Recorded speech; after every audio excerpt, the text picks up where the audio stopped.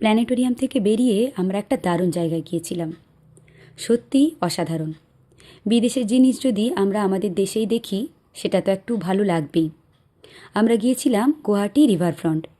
এটা দেখছেন, এটা সেই উমানন্দ মন্দির। একটা দ্বীপের মধ্যে মহাদেবের মন্দির আছে, ওখানেও আমরা আগে গিয়েছি। এরপরে পায়ে পায়ে এগিয়ে এলাম।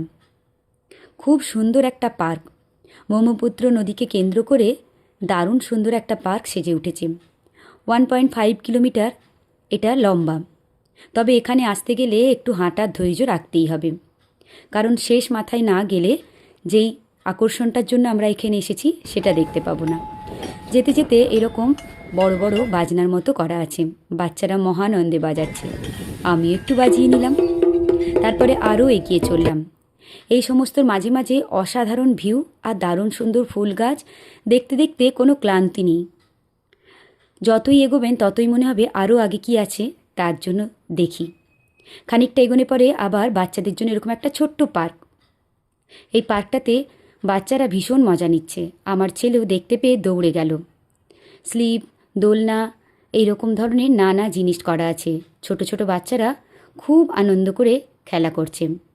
তবে এখন যে ভিড়টা দেখছেন এটা কিছুই নয়, কারণ আমরা দুপুরের সময় গিয়েছিলাম।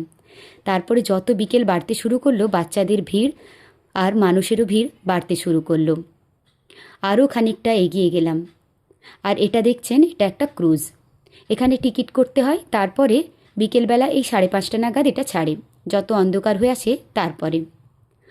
অপূর্ব সুন্দর একটা জায়গায় গিয়েছিলাম, সে আর বলার অপেক্ষা রাখে না।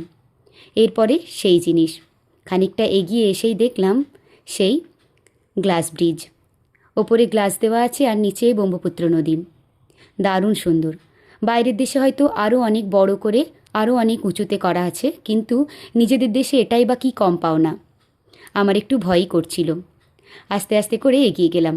তবে আমার ছেলে ভীষণ মজা পেয়েছে, ও বারবার যাচ্ছে যাচ্ছে আর আসছে, আর মাঝে মাঝেই বলছে, মা তুমিও এসো। এখান থেকে বেরিয়ে খানিকটা বসে নিলাম। সত্যিই অপূর্ব জায়গা, এখানে একটু না বসলেই নয়। আজ যেই ক্রুজটার কথা বলেছিলাম সেটা ছেড়ে দিয়েছে। যাই হোক, আজ এই পর্যন্তই। সবাই খুব ভালো থেকো। টাটা।